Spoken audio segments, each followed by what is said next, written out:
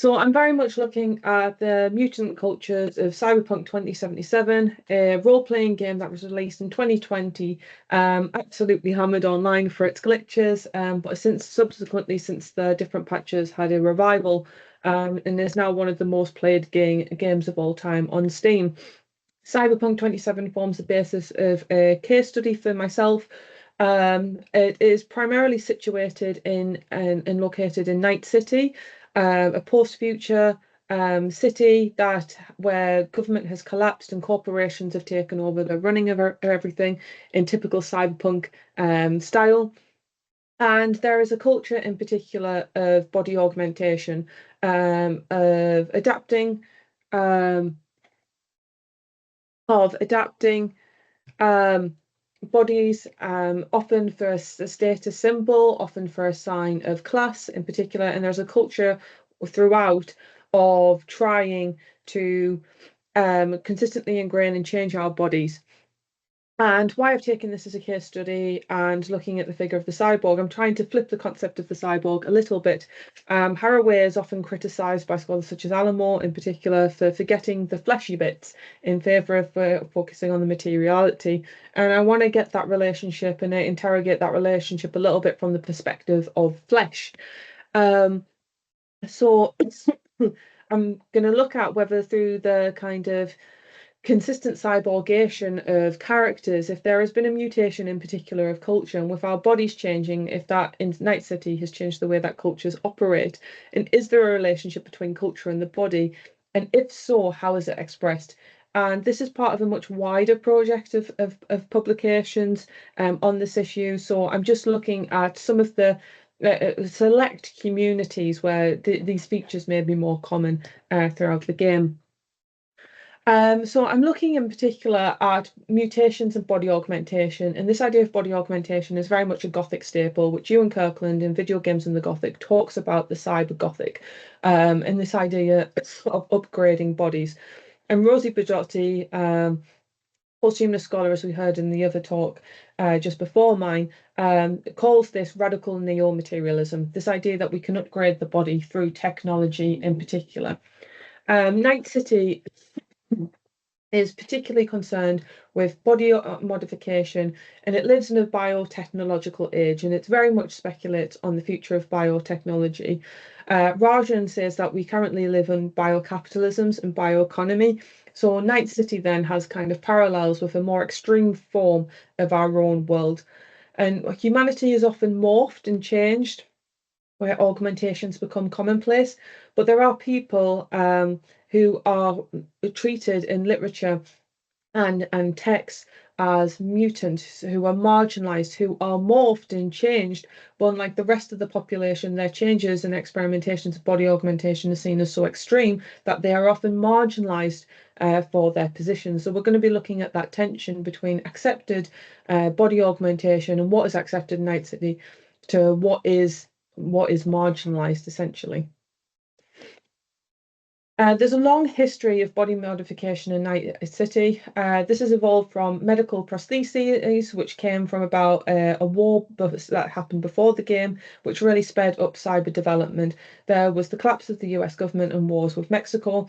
And after the war, cheap cybernetics were designed for the masses, and they soon became status symbols, which people adorned to kind of show what communities they were from in particular.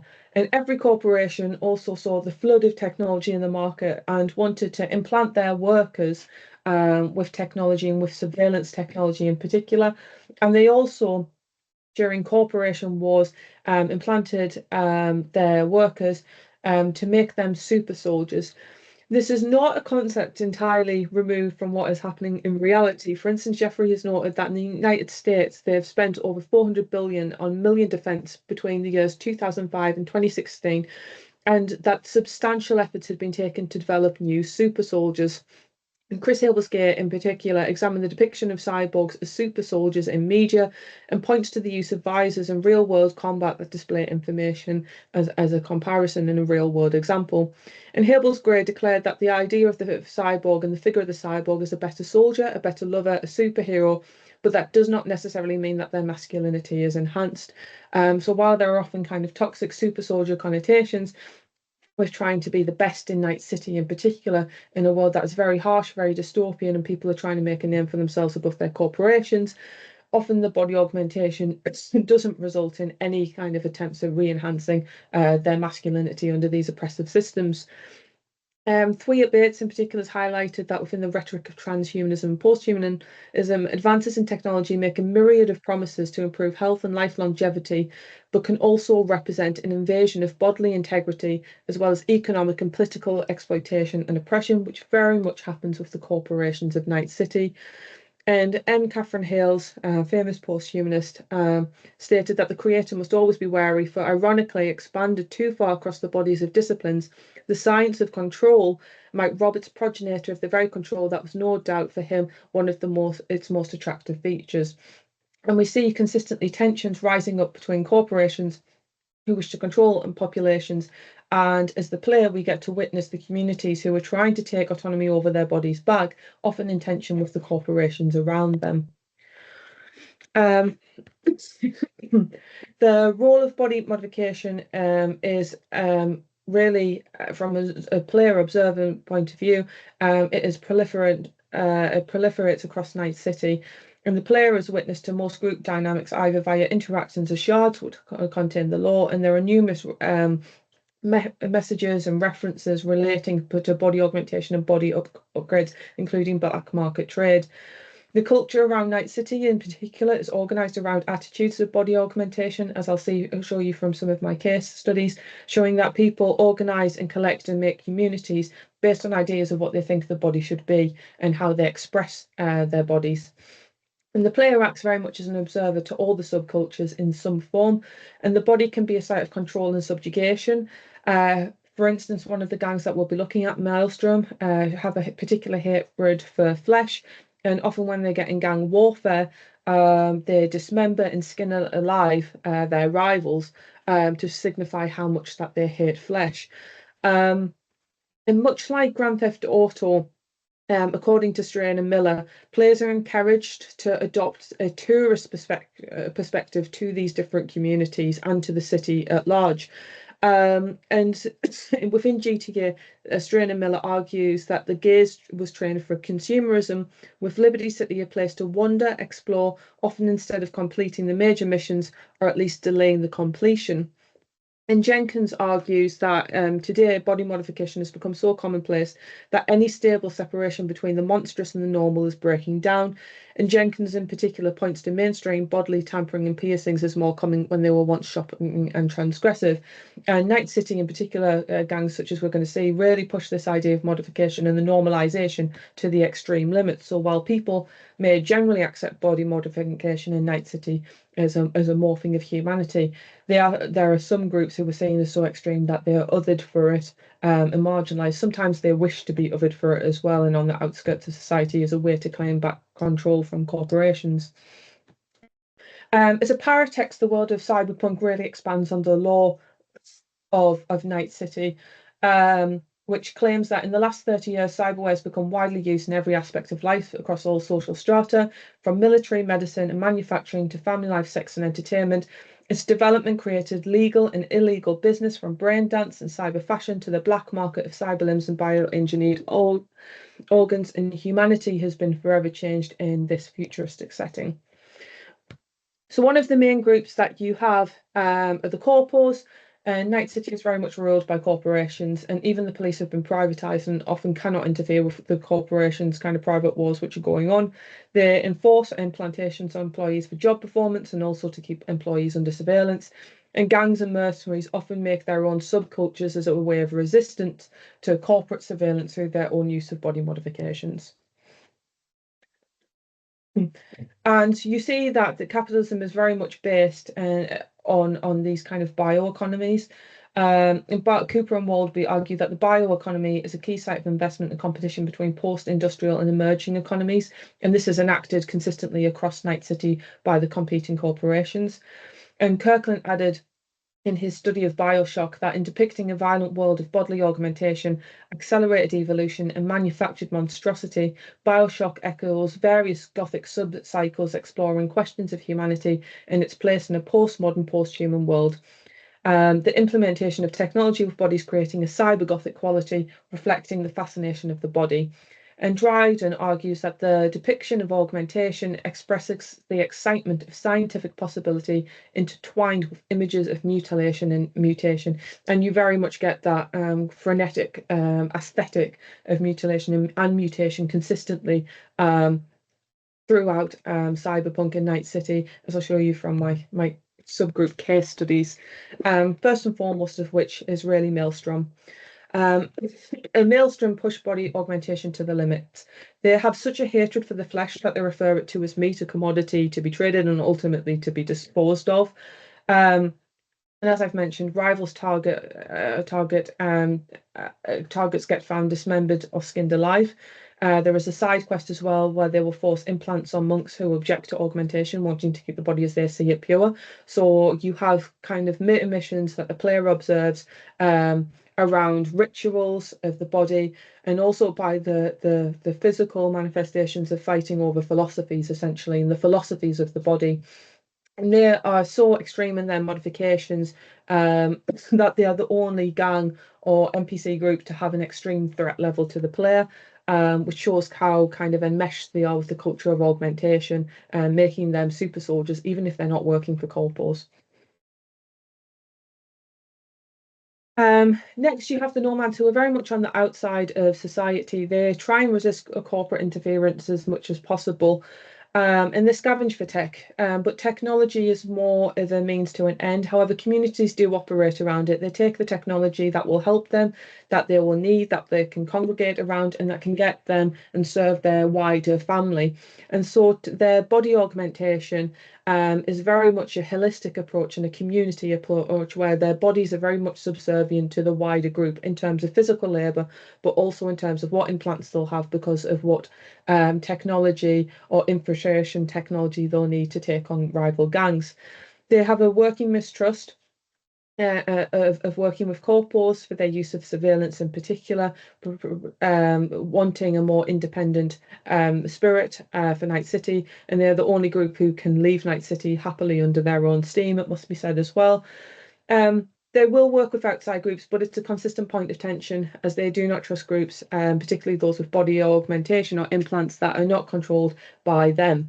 And this this kind of shows the kind of gatekeeping of their own community, and how their collective organisation is protected by suspicion of outsiders and of others. And it creates a consistent point of tension, but they are a collective organisation, and more importantly, a family. And that's how they organise or treat their relationship to cyborgation in particular. The Voodoos are another main group. These are net runners who are obsessed with cyberspace in particular, and they go beyond the black wall to consistently converse with and try and establish relationships with AI or find out more about the deep cyberspace. The members originally originated from Haiti, and they are located in the impoverished area of Pacifica, which was originally imagined as a luxury area for the ultra-rich, but this dream very much collapsed during the Unification War, and Pacifica was left abandoned. This is when the Voodoo boys moved in to protect the area, and they used it as a base for net running in particular, but they used it as a way to protect the community and to take control against the corporations. They see body augmentation as essential. They treat it as secret. They, to a more extreme level than the Nomads, refuse to engage with outside forces unless the outside forces are basically subservient to their whims. But body augmentation and being is a means to enter being in cyberspace, a place that they have much more liberation and much more freedom than they are afforded in Night City, when they are routinely harassed by police in particular. So the body augmentation, it is an expression of culture, but it's also an expression of being able to have freedom and liberation outside of the physical realm as well. And one of the kind of final groups that I looked at in particular were the Moxxers, and the Moxxers were really interesting, in particular, um, as augmentation, very much like the Voodoos, but in a very contrasting way. See body augmentation as a way for future empowerment, because they see it as an expression of freedom, of self-expression, and also a way to control their own financial ties. The body implants are used to create brain dancers, which is basically pornography that people can view and witness. And dolls have software that they can use for when they're with clients, which they can turn on programs, and basically their bodies do the work while they get to check out. The Moxxers advocate for the rights of sex workers, unlike other groups involved in what is known as the BD business. And scrolls have become such high currency in what is a very sex-driven society. But it contrasts with typical cyberpunk narratives, the sex workers have been able to organise and consistently fight for their own rights. And augmentation is a sign of those. Their bodies become contested sites of culture and community as they fight for their rights and to organise and be respected as sex workers. And their scrolls that they make through their bodies and through their implants as well are seen as very valuable cultural artifacts in a night city that has lost so much culture due to the collapse of the internet. So the way in which they approach their work, the unity of the flesh and augmentation is seen as a real huge cultural impact for Night City, and they are often prized and highly regarded. Unfortunately, there is ethical quandaries in very blunt narrative form within Night City. If bodies are upgraded too much, someone may get cyberpsychosis and snap, and the player is confronted with a moral choice of whether to kill that person or whether to try and get them mental health support, which is a very blunt narrative for the way in which mental health is treated. And augmentation of the body is very much punished by this disability. This links to Price's concept of body mind. Um, and body mind Price stated that she said it every time I want to mark the fact that I believe mental disability matters. That is an important category of analysis, but I hadn't really moved anywhere with the problem that body and mind tend to be treated as rhetorically distinct. My use of body mind was simply a marker. And body mind is a socio-politically constituted immaterial entity that emerges through both structural, power and violence-laden context and also individual specific experience. And Scholl claims that body mind is a materialist feminist disability concept by Price, which refers to the enmeshment of the body and mind, as these are typically understood as interacting and connected yet distinct entities due to the Cartesian dualism of Western philosophy. And and so you have cyberpsychosis, which really links the body and the mind and the technology. Analysis and connections, which we've often previously been missing in dystopian narratives and often in cyborg narratives as well, which is really interesting. And while psychos, as they're dubbed in the game, are not allowed their own culture, communities can organise around them and choose to organise whether it's to give them support or whether it is to eliminate the other within Night City. 1 minute. No problem, I'm coming to the end now. Some conclusions, some cultures. There is a huge amount of divergent cultures within Night City, and I've really only just touched upon a few, but they do operate and organise around concepts of the body and the flesh and how that connects with technology. And they organise as much around the flesh as they do as their specific technology. Just as you cannot treat the physical disabilities and mental disabilities distinct, you cannot ignore the flesh when it comes to cyborgation. Some cultures within the game are more open and accessible, others are much more territorial, which again shows their community formation, their ritual forming, as well, their organisation and how they relate to wider power structures and paradigms within Night City. And communities are formed around philosophies of the body, which includes rituals and community rules and ideals. And body modification is so common and proliferates absolutely everywhere, that the body becomes a site of resistance and it's a contested space for self-expression. And because of these key features, I argue, and hopefully will continue to study, the different ways in which Night City becomes a site for talking about and speculating on the relation that cyborgs have to all things fleshy and all things flesh in the body. Thank you.